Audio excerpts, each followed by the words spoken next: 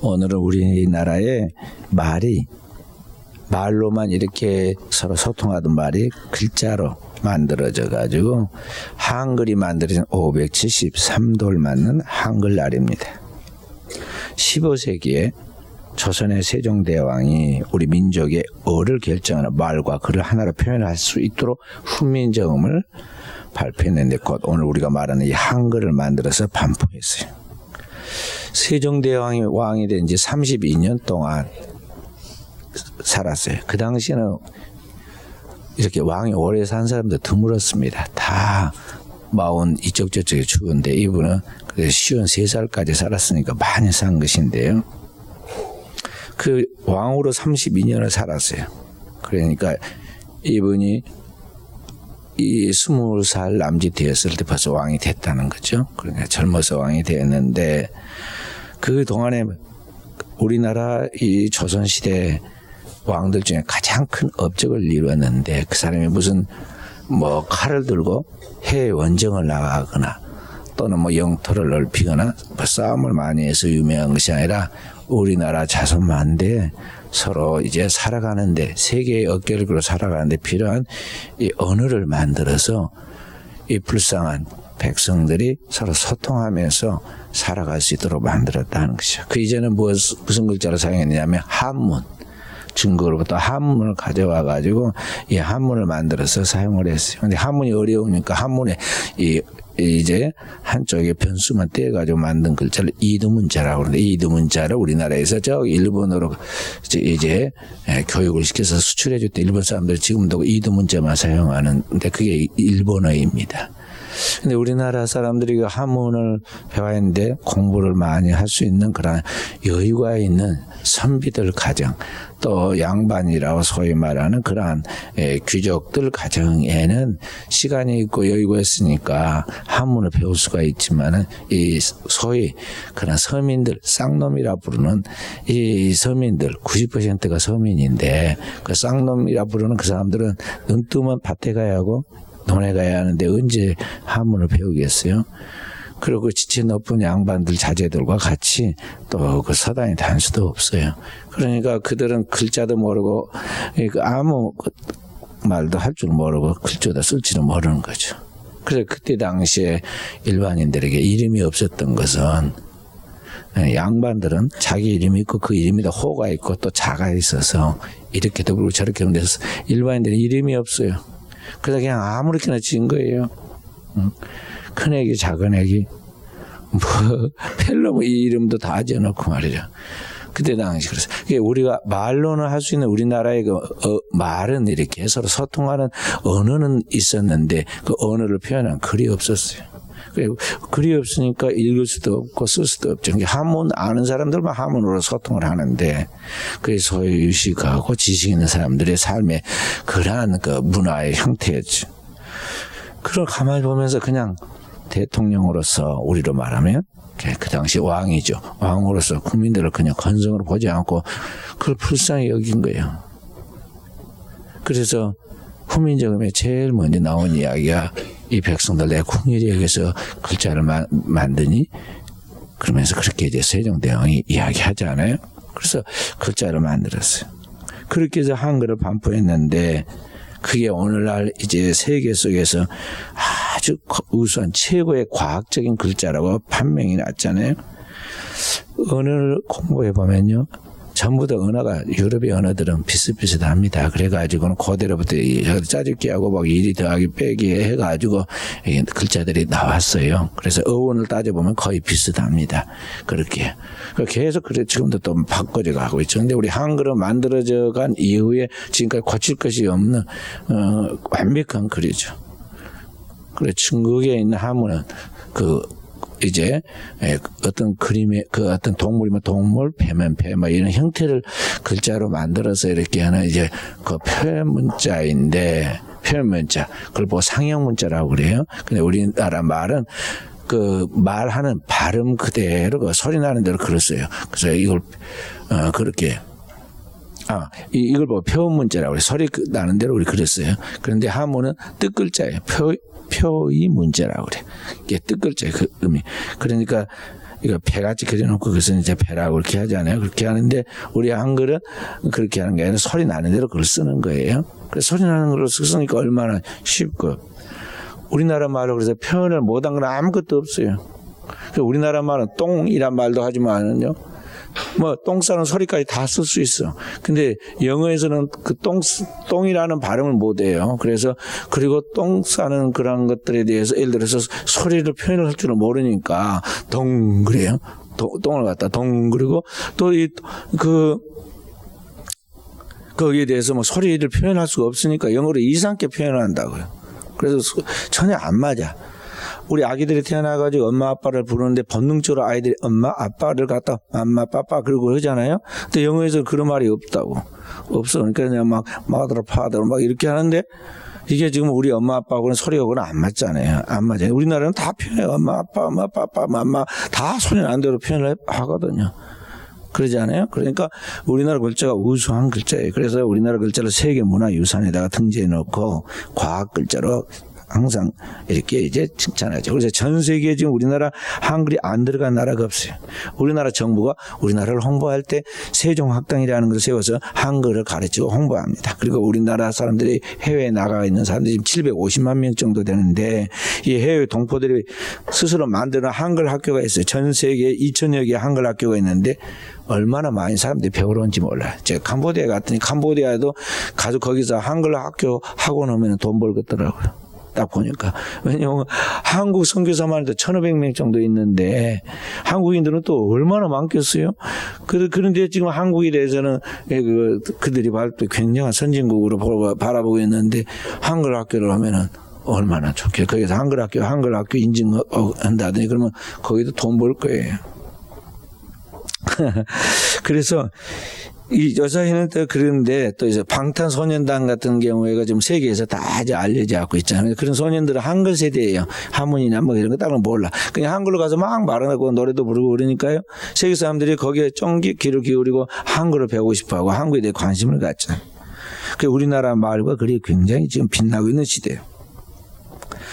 그런데 이 100년 전만 해도요, 한글이 얼마나 천대받고 무시받았는지 몰라요. 세종대왕이 그렇게 한글을 만들어가지고, 600년 가까이 지금 세월이 지났는데, 그게 100년 전이면 500년 가까이 다 돼가는데, 그런데 한글을 얼마나 천대해가지고 쓰지를 않았어요.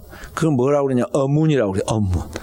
어문이라고 그래가지고 아주 뭐 지체 높은 집안에 서당에 못 가는 부인들이나 이렇게 이제 어문을 깨치고 한다고 그래가지고 그런 사람들이나 배웠단 말이죠. 그런데 바로 이런 한글을 갖다가 완전히 우리 한국 전체에다가 일깨우고 세계에다가 알려준 사람들이 있는데 누구냐면 선교사들이에요. 우리나라에 들어와서 성경을 한글로 번역하고 전도했던 언더우드 아펜젤러 선교사, 중국에서 한글을 우리가 통해서 우리 성경을 번역했던 로스와 맥킨타이어 선교사, 일본에서 한글로 이미 번역해서 도왔던 우리나라의 이제 곡성 사람이 이수정 같은 분들, 그리고 우리나라 글을 가지고 최초로 교과서를 만든 시민필지라는 교과서를 만든 헐버트라는 박사들이 있어요. 이런 분들 벌써 한글이 굉장히 우수한, 한글이 우수한 글이구나 벌써 외국에 딱 들어와서 보니까 깨우친 거예요. 그래서 이게 현대식 학문 방법, 그러니까 서양식 공부하는 그런 방법과 함께 교회에서 학교를 세우고 병원을 세우면서 이 한글을 막 보급한 거예요. 성경을 보급하고 주일날 예배드리고 그렇게 하니까 이게 금방 퍼져나간 거예요. 그래서 그 선교사들 밑에서 한글로 교육을 받아가지고 깨운 그 다음 세대들이 누구냐면 도산 안창호 같은 사람들이. 도산 안창호. 도산 안창호의 그 사상이 뭐냐면 교육 입국이에요. 이게 이 교육을 시켜서 이 나라를 세운다는 거죠. 그 다음에 전덕기 목사 또 김윤경 총장 같은 사람 다 그 선교사들 밑에서 배웠던 제자들이에요. 그렇게 해서 많은 과정들을 통해서 이 쉽고 과학적인 글을 소유하여 오늘 전 세계 이 땅끝까지 복음을 전하게 되었다. 그래서 지금 전 세계에 가면 한글 배우는 열풍인데요. 이 한글 배우는 그 사람들이 배워가지고 나중에 이제 성경을 많이 알 수 있게 되겠죠. 이제 우리가 영어 성경은 과거에 많이 공부했듯이 이제 한글 성경을 보고 이제 그분들이 공부해가지고 한국에 유학을 올 거예요. 실제로 또 아프리카에서는요, 우리 한국으로 유학 와가지고 여기에서 공부하고 여기에서 은혜 받아가지고 대통령 된 사람들도 여러 대 있어요. 그래서 요새 뭐 아프리카 쪽에 또 복음이 지금 한참 들어가고 있잖아요. 오늘날 우리가 이제 그러한 특별한 은총을 받은 나라다. 또 세계 속에 하나님이 이 민족을 쓰시려고 지금 그렇게 준비시킨 나라다는 걸 알고 우리가 이러한 것들을 통해서 하나님께 영광 돌리는 그런 후사들이 되어야겠습니다. 제가 오늘 말씀드리려고 하는 것은 이제 다음 문제인데요. 그게 뭐냐면 이 개천절과 이 단군상 문제예요. 9월 마지막 주간에 10월 달에 들어가려고 하니까 우리 교회 집사님이 제게 와가지고 목사님 다음 주간에 개천절이 있는데 태극기 달까요? 그러고 물어보더라고요. 그래서 제가 아니요 안 달아도 됩니다. 그랬지만 속으로는 깜짝 놀랐어요. 왜 그러냐면요. 우리 교인들이 개천절이 무슨 날인지 잘 모르는구나. 빨리 가르쳐야겠다 싶어가지고 이미 그때는 주보가 작성이 돼버렸기 때문에 제가 말씀을 못 드리고 이제 한 주 지나서 이번 주에 말씀을 드리는 거예요. 그래서 오늘 이 개천절과 이 단군 이 상의 문제를 조금 우리가 잘 알아야 하는데요. 먼저 오늘 우리가 이 개천절이 무엇인가를 좀 먼저 알아야 돼요. 개천절이 무엇인가? 10월 3일 개천절이 쉬는 날이니까 좋다고 이날 여행도 많이 가고 말이죠. 그러잖아요. 놀러 갔다 왔죠? 놀러 갔다 온 사람들은. 근데 개천절 쉬니까 좋다고 그랬지만 이 개천절이 무슨 날인지 알아야 돼. 무슨 날이에요? 개천절은 한문으로 하면 10개자에다 하늘천자에 하늘을 열었다 이게. 그리고 뭐 했어요? 하늘에서 단군 신하에 난 환웅이 하늘문을 열고 지상으로 내려왔다. 환웅, 환인, 황금이 있는데 그러면서 그 뭐 단군 신하 나오잖아요. 그 단군을 믿는 종교를 보고 뭐라 하냐 대종교라고 그래. 제가 어렸을 때 우리 애갓집을 갔더니 우리 외삼촌께서 대종교를 믿고 있더라고요. 대종교를 믿고 있어. 그리고 제가 사랑방에서 나이 많으신 외삼촌하고 할아버지 같은 분이셨어. 그분하고 같이 잠을 자면요. 새벽이 되면 나는 일어나서 찬송하고 기도해야 하는데 이 양반은 이쪽 벽장을 열어놓고는 거기에 단군 할아버지 상을 딱 놔고는 거기다가 막 뭔 정성을 들이는지 막 그래요. 그러던 마든 저도 우리 아버지한테 배운 대로 말이죠. 이쪽에서 조그만 아이가 거기서 또 찬송하고 기도. 그런데 뭐라 하지는 않더라고요. 왜냐하면 그분도 종교의 자유가 있는 줄 알았는가 봐요. 나중에 제가 이제 구례로 1988년대 마산 제1교회를 개척해서 거기다 세우고 건축해서 헌당하는데 그 외삼촌 되신 분이 이제 그쪽이시니까 구례시니까 그쪽에 이제 벌초가 오셨어요. 그래서 내가 발을 깨끗이 씻겨드리고 양말 새로 신겨서 식사를 대접을 제 집에서 이렇게 했습니다. 그리고 전도를 했어요. 나중에 보니까 그 앞에 광희 제일교회인데 지금은 무슨 그때는 광희 무슨 유산교회라고 그랬어. 참 유산교회 그 유산부락이야. 그래 지금은 광희 제일교회라고 그렇게 이름 바꿨던데 거기 교회도 한번 나가셨다고 그러더라고. 하도 전도를 했는데 한 번 나가셨다. 근데 그분이 대종교를 믿고 계셨더라고. 그러니까 이 단군을 숭배하는 그런 종교를 대종교라고 하는데 이 단군 교도들이죠. 그분들이 지키는 경축일이 바로 여기에 10월 3일 개천절이에요. 개천절. 우리 개천절이 무슨 날인지는 알아야 하는데 잘 대충 짐작만 해 잘 모르잖아요. 우리나라에 초등학교 4학년 5학년 교과서부터 나와요. 서령아 너 그 책에 혹시 그런 거 나오더냐? 잘 몰라? 아직 안 봤어? 초등학교 5학년 책에 나오고 중학교 2학년 역사 교과서에 나오고 고등학교 국사 교과서에 단군 신화가 수락되어 나와 있어요. 단군이 우리 할아버지이고 조상이고 우리는 단군의 후손이라고 지금도 가르치겠죠. 저도 어렸을 때 그 책에서 배웠어요. 이렇게. 근데 어느 나라나 신화는 있어요. 우리가 잘 아는 대로 고대 그리스의 나라에는 신화가 많이 써가지고 터무니없는 신화도 많이 있잖아요. 막 술을 먹는 바카스 신, 술을 만들어주는 뭐 바카스 신도 있고, 뭐 별신을 다 신이라고 숭배하잖아요. 그래요. 로마가에 있는 이탈리아 같은 나라에는 뭐냐면은 이탈리아 사람들은 쌍둥이 늑대를 밑에서 태어났다 그렇게 자기들 믿고 있어요. 그래서 그렇게 신화를 갖고 있어요. 일본 가면 또 일본에 신화가 있어요. 우리나라도 신화가 있는 것은 고대 사람들이 그렇게 미개하니까 그런 신화를 갖는 것은 뭐 다 비슷한 현상인데, 문제는 지금도 그 신화를 사실인 것까지 믿고 있다는 거죠. 이 대종교의 그 경전이 뭐냐면 천부경이에요. 천부경. 그러니까 우리 같으면 성경 그러듯이 그 사람들은 천부경, 하늘로부터 내려온 그런 책이다 그 말이에요. 그래서 이 천부경에 대한 비석을 세워서 천부경비라는 그런 천부경 경전 비석을 세웠어요. 천부경비 그렇게 해가지고, 그래서 전국 공원이나 동산에 가면 거기에 당군 저기 할아버지 상과 천부경비가 딱 거기에 있습니다. 그리고 이 당군교를 중심으로 한민족 역사 문화찾기 추진위원회라는 걸 만들어가지고 100여의 민족 단체가 서기를 없애고 당기를 사용하자. 그러니까 우리가 당기 4,500 몇 년 뭐 이런 식으로 사용하자고 지금 계속 국가에다가 청원을 하고 있죠. 홍익문화운동연합이라는 단체는 20년 전부터 우리나라에 구체적으로 당군상 조형물을, 돈 많이 들어가거든요. 있는데 그 조형물을 세웠어요. 369기를 세웠어. 360기 적은 게 아니에요. 우리 순천은 어디에 있어요? 번사람, 순천에 번사람. 순천은 종교도시이고 기독교 성시화 운동을 하는 도시인데, 저기 가면은 상사에 가면은 거기에도 그 당군상이 있더라고. 내가 가보니까.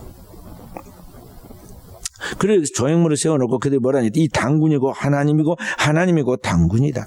중국의 하나님, 인도의 하나님, 기독교의 하나님 보다 한국의 당군 하나님에서 유래했다. 그렇게 주장을 하고 있어요.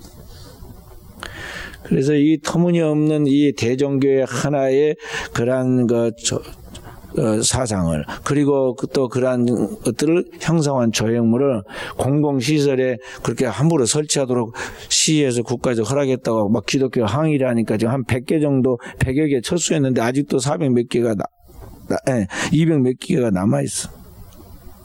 그 세게 항의를 안 하니까 그래. 순천도 이 기독교인들이 얼마나 많은데 항의를 안 하니까 거기가 그렇게 아직 남아있다니까. 그래서 오늘 하나님의 말씀 속에서 하나님께서 이스라엘 백성들의 엄히 금한 게 그거 아니에요? 이스라엘 백성들을 출애굽시키면서 너희를 출애굽시켜서 천하 모두 만민을 살리는 제사장 나라로 삼아서 그들로 하여금 천하 만민이 복받을 하나님 말씀의 율법을 지켜라고 하시면서 주님께서 첫 번째로 말씀하신 그 율법의 첫 번째 이야기가 바로 이 세상에는 하나님의 다른 신은 없다. 하나님이 인간 사는 이 삼라면서의 모든 것들을 하나님이 창조하였으므로 하늘과 땅과 그 가운데 있는 것들이 다 하나님이 창조한 것들인데, 그러므로 그 안에 있는 어떤 형상을 피조물을 만들어 가지고 그것을 신이라고 추앙하고 따라가서는 안 된다는 것이죠. 그래서 하늘에 있는 것이나 땅에 있는 것이나 땅 아래에 있는 것이 어떤 형상이든지 만들지 말고 그게 절하지 말아라, 그런 것입니다. 그런데 오늘날 개화되고 세계 속에서 지금 가장 첨단의 지식으로 다른 나라를 선도해가는 우리나라가 아직도 미개한 우리 옛날 시대에 만들어서 사람들이 숭배하였던 그 신화를 바탕으로 그것이 마치 사실인 것처럼 종교로 만들고, 또 그러한 사상을 우리에게 오늘날 지배하려고 하는 이것을 그냥 보통으로 넘겨서는 안 되고 물리쳐야 한다는 것이죠. 그래서 서양의 기독교 같은 나라들이 옛날에 고대 그리스 신화 같은 그냥 신화로만 받아가지고 그냥 재미로 이야기하고 그런 것이지, 비유로 이야기하고 뭐 그런 것이지, 그걸 진짜로 믿고 그걸 따르고 거기다 그 허락한 나라는 하나도 없어요, 기독교 국가에서는. 그런데 우리나라는 지금 그 대종교 같은 그런 쓴 것들이 오늘날 보면은 우리나라에 아주 자리를 딱 잡고 있다는 거죠. 이 당군 교도들이 지금 구체적으로 하는 활동 내역이 무엇인가 하는 것을 우리가 알아야 돼요. 항상 모든 이단 사이비들이나 또는 이상한 그 사교들은 반드시 거기에 대하여 생각과 사상을 갖고 있는 게 아니라 활동을 하는데 그런 활동들이 구체화되고 사업적으로 되어 있어요. 그러니까 우리가 그걸 잘 알아야 돼요. 우리나라의 문화체육관광부의 사단법인 허가를 얻어가지고 활동하고 있는 대한국학기공협회라는 것이 있어요. 국학기공을 대한체육회 정식 총목으로 인정받아가지고 건강 명상, 건강 도법 체조, 활공, 배꼽 힐링 그런 것들을 통해서 사람의 체력을 단련한다고 그렇게 생활체육이라고 하면서 선전해요. 그 사람들이 모르니까, 잘 내용을 모르니까요, 따라서 한다고. 그 사람들이 얼마나 치밀하게 침투에 들어가냐. 학교, 동사무소, 보건소, 교육청, 구청, 관공서, 한방병원, 군부대까지 들어가가지고 활동을 해요. 그들이 활동하는 이름이 전부 뭐냐면 단학이라는 이름으로 해요. 단학선언, 단월드 같은 게 그게예요. 또 기수련, 명상, 기체조, 내호흡, 단요가, 단학기공, 단전호흡, 단태권도, 단자가 들어간 거 전부 다 이게 대종교에서 만들어낸 그런 하나의 사업체들이에요. 기 들어가면 좋은 줄 알고 말이죠. 그렇게 하잖아요, 우리나라 사람들이. 그래가지고 무료로 건강 수련회 시켜준다고 그러니까 말이죠. 무료로 돈 안 들이고 와서 다 해준다고 그러니까 그걸 받아들여가지고 한다고. 그래서 어린이 유치원에서부터 초중고등학교까지 무료로 해준다고 하니까 MOU 체결을 해가지고 막 해요. 그 사람들이 운동시키는 거 다 어떻게 해요? 가봤습니까? 아무것도 아니야. 사이비 운동이다고 전부 다. 그냥 막 고개 흔들어라, 그런 거 아니면 가슴을 두드리고 배꼽을 두드리고 어떻게 해라. 맨날 그런 거예요. 아니, 우리 건강 운동하는 거 그렇게 안 하면은 그게 안 되네요. 우리 다 하는 운동들인데, 나름대로 이렇게 순서를 정해가지고 그렇게 하라고 그렇게 가르치죠. 그럼 아무것도 모르는 사람들이 그냥 그렇게 하면 된 줄 알고 따라 합니다. 전국 50여 개 이상의 기업 단체에다가 각종 공산품, 기구, 건강식품, 의료, 신발, 삼조고 목걸이. 삼조고 목걸이라는 말 들어봤어요? 들어봤죠? 그런 목걸이, 귀걸이, 팔찌, 총명베개, 기찬방석. 기찬방석 들어봤죠? 또 자동차 스티커, 일지 파워 스티커 이런 것들 제작해가지고 거기에 기가 들어있다. 자기들 기를 불어내고 기가 들어있으니까 그걸 차고 있으면은 만병통치가 온다고 그렇게 유혹해요. 그래서 10,000원짜리도 안 된 걸 만들어 놓고 수백만 원씩 받고 부적처럼 팔아요. 근데 그 산 사람이 분명히 있다니까. 자꾸 들으면 믿으면 들으면서 나는데 말이죠. 이상한 걸 들으면 그걸 들은다고. 옛날에 돌팔이 장사꾼들이 시골 장에 와가지고 막 떠들고 막 노래하고 연극하고 그러다가 그 이상한 거 내놓고 말이죠. 그러면 할아버지 할머니들이 다 사잖아요. 그러듯이 이게 결국에는 듣는 거예요. 저도 대전에 저희 형님 집에 갔더니 우리 형수님이 어디 가서 말이죠. 휴지를 많이 타고 왔고 저 오니까 휴지를 한 날 실어주더라고. 근데 어디서 타는지 정확히 내 잘 모르겠지만 얘는 비슷한 데 아닌가 싶어. 예. 그래서 제가 신학을 공부하고 목회자니까요. 언젠가는 또 누가 전도로 왔는가 봐요. 그러니까 또 불쌍하다고 차도 대접하고 어쩌고저쩌고 하니까 거기다가 책자를 하나 주고 왔는데 나중에 보니까 파수되더라고. 내가 가서 보니까. 잘 모르니까. 이게 교회에서 잘 가르쳐주는지 잘 모르니까 이제 교회에서 온 줄 알고 교회에서 온가 좋은 거인 줄 알고 그래서 나한테다가 보여주길래 내가 보니까 이 파수되고 여호와 증인인데 이게 이래 하던데 그때서 제가 설명을 해줬죠. 또 이 대전교에서 만든 대학교가 있는데 국제 내교육 종합대학원 대학교라는 대학교를 세워가지고 거기에서 천부경, 홍익인간, 이화세계라는 그러한 사상을 가르쳐요. 멋진 말이에요. 홍익인간, 널리 세상을 이롭게 한다는 그러한 홍익인간 사상, 또 풍류, 이런 것들이에요. 이화세계라는 것은 백꽃 그런 뜻이 아니야. 이화대학교 같이 그런 게 아니고 여기 세상의 모든 이치를 이렇게 다 이게 변화시켜 나간다. 그런 뜻에서 지금 이화라고 그런 거예요.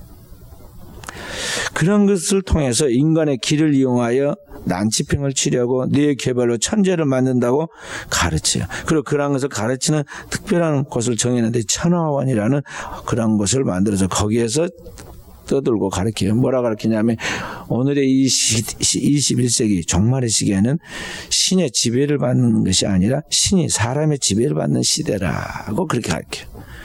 완전히 거꾸로 가르친 거죠. 이 종말 시대에 가면 영의 시대가 돼가지고 신과 인간의 세계가 영과 육의 세계가 확 교통이 돼가지고 완전히 하나가 거의 돼가다시피 하거든요. 근데 거꾸로 이야기하는 거예요. 이게 인간을 기쁘게 하고 인간을 혹하게 하는 거죠. 사람이 신을 지배한다고 그렇게 하면서 사람이 뭔가 된 것 같이 그렇게 막 붕 뛰어가지고 사람을 현혹시키는 거죠. 그런데 그러한 것들이 우리나라에 많이 있다는 것을 우리가 알아야 돼요.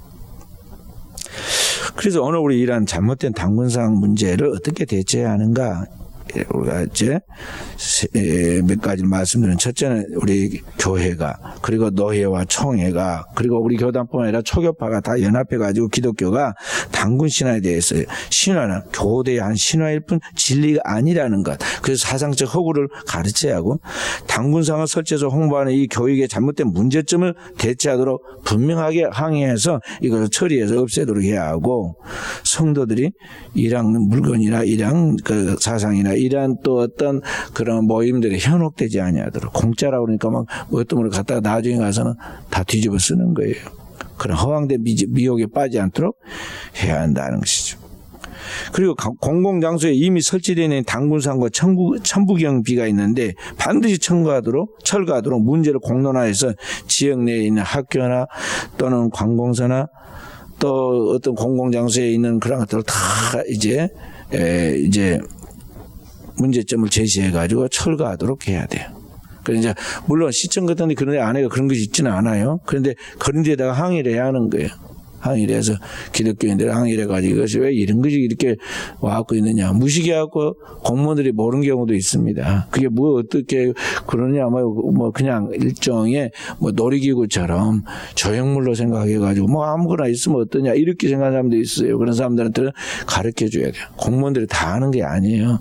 그냥 문제 몇 개 풀어가지고 시험 합격해서 공무원이 된 것이기 때문에 또 한직의 전문성을 띠고 있는 것이 아니라 뺑뺑뺑 2년마다 순환직으로 그러기 때문에 다 아는 거예요. 사무적 행정만 알지 모르는 거예요. 그러니까 모르는 것은 가르쳐줘야 합니다. 이것은 어디에서 나온 건데 이건 이랬다. 그러면 또 그런 사람들은 또 조금 기본적인 배움의 지식이 있기 때문에 딱 받아들입니다. 그래서 우리나라에 지금 있는 369기 중에 100개 남짓은 철거했고 아직 못 철거한 데가 있어요. 그것은 되게 의식 깨어있는 기독교인들이 항의를 안 하니까 그냥 놔둔 거예요. 우리 순천에도 하나 내가 봤다니까 그게. 자, 그래서 이런 것들을 우리가 제시해야 한다. 또 단학, 기술연, 내교육 같은 것, 또 단월드 제품에 대한 것들에 대해서는 바르게 교육시켜서 그런 것에 미혹에 빠지지 않도록 해야 한다 하는 것입니다. 그리고 이 당군상 철거 문제에 대해서는 개인의 힘이나 단체의 힘을 빌어가지고 하되 총회가 이런 일을 할 수 있도록 인터넷으로 자원봉사자들을 모집해서 이걸 대체해 나가도록 해야 하고, 장기적인 차원에서 우리 후손들이 이러한 잘못된 것에 악은 모든 흉내라도 내지 말아야 하는데 이런 것에 빠지지 않도록 우리가 철저하게 교육을 시켜서 나가도록 해야겠습니다. 이제 우상숭배에 대한 부분을 이야기하니까 진짜 심각한 또 하나의 문제점이 있어요. 이제 그 개천절 문제는 지나갔고 또 하나의 우상의 문제가 있는데 그거 뭐냐면은요. 예, 북한의 우상의 문제예요. 통일이 되면 반드시 회복되어 가야 할 우리나라의 반쪽인 이 북한에 있는 우상숭배 문제가 아주 심각하잖아요. 북한에는 지금 이 우상이 김일성, 김정은, 누구예요? 김정일. 우상이 이제 우상과 그 우상의 그림을 그리는 화상이 있고 그 앞에는 반드시 절을 하고 그 앞에서 해야 돼요. 그 누구 그림이 그려져 있는 신문을 갖다가 그 신발을 쌌다고 그래가지고는 그 뭐가 윈버 미국에 그 젊은이가 다시 붙잡히고 고문고문 받았고 결국은 죽어갖고 나왔잖아요. 아니 신문에 뭐지 대통령이 쌓였으면 글 있으면 어쩌고 누구 그림 있으면 어쩔 거예요. 신문 한번 하루 그날 봐서 끝나거든. 신문 싸는 건데 그걸로 신발을 쌌다니 아무 의식이 없는 생각이 없는 거죠. 그런 생각. 근데 그 나라에서는 그게 신이야. 그러니까 우리나라에 뭐 그때 김대중 대통령 때 올림픽 뭐 했죠. 아시안 게임인가 뭐 했을 때 체육대회 뭐 했을 때 북한에 있는 선수들이 지나가다가 막 비가 오는데 거기에 자기 수령님께서 비를 맞고 계신다. 그래가지고 막 울면서 그걸 떼가지고 막 뭐 그래갖고 들어가는 그런 장면들이 방송에 나오고 그랬잖아요. 그게 그들은 그것을 그렇게 숭배하도록 교육을 철저히 받았기 때문에 그런 거예요. 그래서 북한의 우정 숭배가 심각해요. 북한 동포들은 김일성 주체 사상이라는 강도를 만나가지고 복음을 들을 기회도 없이 이 김일성, 김정일, 김정은 동성과 초성화에 절하면서 우상 숭배를 하다가 평생 포로되어서 그렇게 살다가 이 땅에서도 지옥 같은 생활을 살았는데 하나님을 안 믿어가지고 우상 숭배하고 하나님을 안 믿다 죽어서 진짜 불꽃 속으로 지옥으로 들어간다. 이 세상에 가장 불행한 사람이 지금 북한의 동포들이에요. 우리나라의 절반이 우리 형제들이다 이 말이에요. 실제로 올해 오픈도어즈라는 선교회가 있는데요. 이 오픈도어즈에서 전 세계 연구를 많이 합니다. 북한의 세계 나라들 중에서 기독교를 박해하는 나라들을 쭉 분석했는데 북한은 기독교 박해 지수 전 세계 1위라고 그랬어요. 2002년도부터 지금까지 18년 동안 계속 1위예요. 얼마나 박해가 심한 걸 알 수 있죠. 그래서 우리나라에 지금 대통령을 비롯해 정권을 가진 사람들이 그거 비판해야 한다고요. 북한의 인권의 문제를 제시하고 이런 것들 그렇게 하면 안 된다고 말해야 하고 말이에요. 근데 꿀먹은 벙어리 돼갖고 지금 말을 못해. 그런 건 잘못된 거야.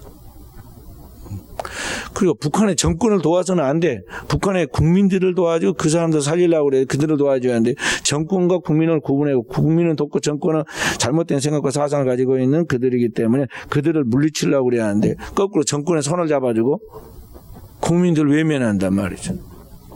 이게 지금 잘못된 지금 전술을 쓰고 있는 건데요. 이런 것들은 우리가 지적해야겠죠. 오픈도어즈에서 발표한 거에 의하면 세계 민주화 지수를 조사했더니 167개국 중에서 북한이 167등 했어요. 꼴등했단 말이죠. 경제화 지수를 189개 조사를 했더니 181을 했어요. 꼴찌였어요. 언론 표현의 자유를 조사했더니 199개국 중에서 최하위 꼴찌를 했어요. 세계 노예 지수를 파악했는데 167개국 중에 167위 했어요. 그러니 북한이 가히 지옥 같은 나라 아니에요? 우리나라에 지금 세계에서 가장 잘 나간다고 하는 우리나라의 땅에서 절반이 살고 있는 같은 언어를 사용하고 같은 한 혈통으로 타거나 우리 민족이 지금 그렇게 살고 있단 말이에요. 그것도 몇 년 살고 있어요? 1945년부터 시작해서 지금 74년 동안 저러고 살고 있다. 저 악한 정권의 포로가 되어가지고 노예가 돼서 지금까지 억압과 고통을 받고 있어요.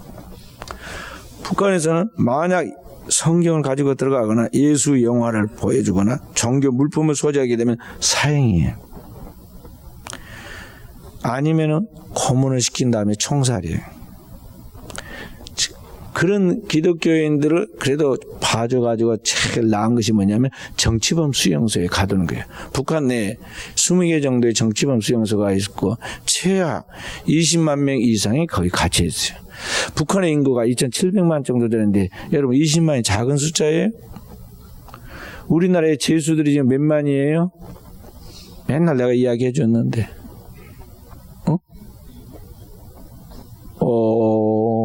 그 다음에 17,000 정도. 54개 교도소에 갇혀 있는 재수자들이 57,000밖에 안 돼.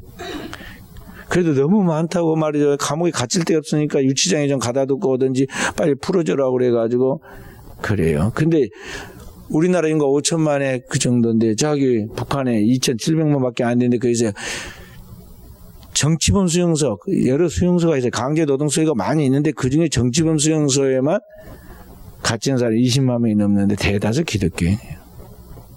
기독교. 얼마나 힘든가를 알아야 돼요. 거기 갇혀서 그 사람들은 강제노동, 고문, 강간, 낙태, 영아살해, 생체실험, 학살을 당하면서 고통받고 있어요. 그러니 우리나라 안에도 혼란한 게 너무 많고 이단 사이비도 많고 또 세속화의 거대한 물결 속에서 요새 맨날 막 싸웠고 그런 막 동성애니 뭐 이런 문제도 많은데 우리나라가 과연 지금 여러분 가만히 있어야겠어요. 통일도 돼야하고 통일되고 난 다음에 이 문제를 정화시켜야 할 것도 많은 숙제가 있는데 우리가 잠만 자고 있어서 쓰겠느냐 그런 말. 그래서 오늘 새벽부터 새벽기도 나오라고 내가 문자를 다 보냈더니 뭔 잠을 그렇게 많이 자고 일찍 주무시라니까. 저녁에 작정기도가 있는 때는 일찍 자야 돼. 뭐 저녁에 참새도 그리고 저 이물 짐승들도 밤이면 잘 줄 알고 다 가서 다 자기 자리 집 찾아가지고 자는데 왜 사람이 이렇게 말을 안 들어? 응? 그 저녁에 잠 안 자고 못 하다가 새벽 기도라니까 해 뜨기 전에 빨리 일어나서 기도하고 해 뜨면 활동해야 하니까 그러니까 왜 하나님의 섭리와 그 하나님의 정한 창조의 그러한 섭리와 그 법을 안 지키냐 이 말이에요. 기도 제목은 할 것이 태산 같은데 많은데 이게 지금 기도 않고 뭔가 이거 우리가 어떻게 되겠지 뭐 사니까 살겠지 그렇게 생각하는 이게 잘못된 신앙이야. 우리의 신앙이 너무너무 미신적이고 맹목적이고 이기적이고 이게 병적이 된 말이죠. 그래서 다시 우리가 성경으로 돌아가야 돼요. 하나님이 출애굽한 이스라엘 백성들에게 가르친 그 진리의 말씀은 2000년이 지나고 4000년이 지나 지금도 똑같이 하나님이 우리에게 주시는 말씀이 그래서 진리예요. 그러니까 하나님을 경외하고 먼저 하나님 나라 의를 구해야 돼요. 왜냐 우리는 영적 존재이기 때문에 영이 살아야 하는데 하나님과 교통해야만 하나님의 생명이 우리 안에 들어와서 우리를 움직이게 하거든요. 그 다음에 하나님으로부터 영이 살아난 사람은 맑은 정신이 돌아오게 되었고 그 정신에서 건강한 육체가 회복된다고. 인간의 몸도 영과 혼과 육으로 지어져 있어요. 하나님이 삼일체듯이 인간도 영과 혼과 이게 삼정적 구조로 되어갖고 있는데 하나님과 교통하여서 나아가지 않고 우리가 산다고 하는 것은 이 본능적으로 사는 짐승, 이성 없는 짐승과 같아서 그랬잖아요. 그래서 결국에는 멸망하고 마는 거예요. 그래서 저는 이렇게 우리 사랑하는 성도들과 제가 힘들죠. 아침에 일어나면 저도 똑같아요. 저라고 해서 막 뻘떡뻘떡 일어날 것 같아요? 똑같아요. 그러니까 새벽에 일어날 때는요, 진짜 몸이 막 거짓말 한다고요. 뭐 도저히 몸이 아파서 못 일어나겠고, 너무 피곤해서 못 일어나겠고, 말을 안 들어. 그래도 그러지만은 내 몸을 쳐서 복종케 하는 거야. 내 몸을 쳐서 복종케. 주님의 십자가보다 더 하겠어요? 응? 온 우주의 모든 사람의 죄를 담당하신 우리 죄를 담당 하나님의 속죄 어린이한테 예수 그리스도보다 더 하겠느냐 말이에요. 그러니까 이 몸뚱이를 아이가 질질 끌고라도 교회로 나와서 하나님 앞에 이제 예배해야 돼요. 예배. 이제 시작만 하면 하나님 그 다음에 책임져 주셔. 돌아갈 때는 몸 하나도 안 아파. 다 안 아파. 거짓말이야. 마귀가 속인 거야. 우리 신체가 힘들고 아픈 거에 속여. 네, 저녁부터 속지 말아요, 제발. 그 저녁에 늦게 자는 건 마귀한테 지금 속는 거야. 이렇게 늦게 자도 난 내일 아침에 일어날 거야. 나는 마음만 먹으면 하고 나는 결심하면 꼭 지키는 사람이 하고 자기를 과대평가를 하죠. 어쩌다가 한 번씩 그랬겠지. 그러나 계속 그렇게 하지도 못하면서 자신을 너무 과신해. 나이가 먹어갈수록 빨리 자야 돼요. 빨리 자야 돼. 그러니까 항상 작정기도 기간에는요, 자기 컨디션 조절을 잘해야 돼요. 먼저 기도하고 하루 시작해야 하는데, 일찍 안 자면은 일찍 못 일어나요. 그러니까 저녁이면, 다른 때보다 시간을 정해가지고, 9시면 내가 누우라고 그랬죠? 9시면 누워야 돼. 다 누워서, 그때부터 컨디션 조절하고 있으면 10시에 잠들 거야. 그렇게 10시 잠들면, 그렇게 자도 기껏해야 새벽 기도까지 몇 시간 자요? 6시간밖에 못 자. 6시간밖에. 사람은 8시간을 자야지 푹 잤다고 그러는데, 그러니까, 그런데 보통 막 12시가 다 될 때까지 그러고 있다가 자니 한 4시간 자고 일어나려니 그게 몸이 말을 듣겠어요? 그래서 이런 거 제가 자꾸 생활 습관을 고쳐야 합니다. 고치고 잠이 안 와도 누워 있으면 이제 그게 이제 몸이 쉬는 거예요. 그렇게 하고 새벽에 깨어서 기도해야 한다. 우리 종교 교육자들처럼 나는 할 일이 너무 많기 때문에 하루에 2시간, 3시간씩 기도하지 않고는 할 수 없다는 말을 명심해야 돼요. 그 사람들이 그냥 종교열이 얼마나 범민이 많고 힘들었겠어요. 그런데 그걸 극복해 나갈 수 있는 영의 힘을 소유해야 하는데 그런 영역과 힘이 어디서 나오느냐? 기도할 때 하나님이 주시는 거예요. 그래서 그들이 바쁘고 힘든 것이 많지만 새벽에 깨어서 기도했던 것입니다. 그래서 이 추수감사절 앞두고 40일 동안 기도하는 기도 기간에 오늘 한번 빼먹은 사람은 이제 보충해 하세요. 보충해. 그래서 내일 새벽부터 다 나오고 혼자만 나오지 말고 가족 식구 다 데리고 나오고 또 한 사람씩 전도했고 나와야 돼. 교회 안 나온 사람 데리고 온 게 그게 전도야. 그래서 새벽에 와서 다 기도하고 해봐요. 가을에 하나님께서 뭔가 내게 정말 응답을 주실 것을 진짜 믿는다면 또 그렇게 소원한다면 기도하세요. 기도해야 하나님께서 우리에게 은혜와 함께 응답을 주셔요.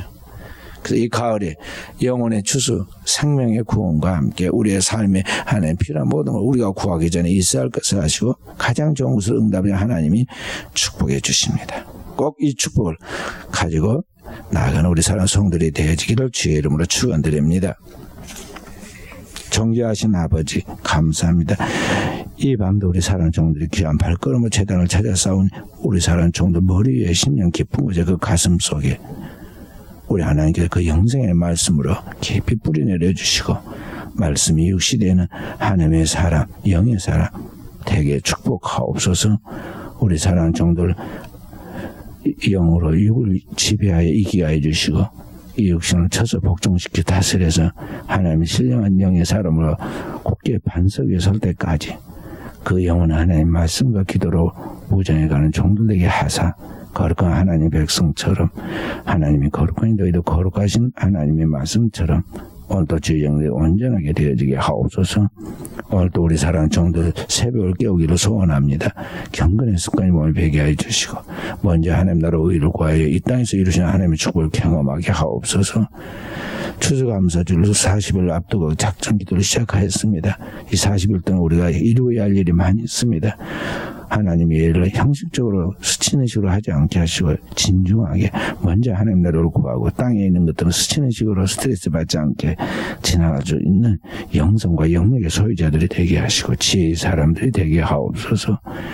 우리 하나님께서 주의 백성들이 은혜 주시고 축복해 주실 때 주의 백성들이 세상에 빛이 되니 세상을 살리고 세상을 주께로 이끄는 하나님의 쓰임받는 종들이 되게 하사 이 시대에 하나님께서 주의 사랑하는 종들을 이루고 싶어하는 하나님의 역사가 성취되게 하옵소서.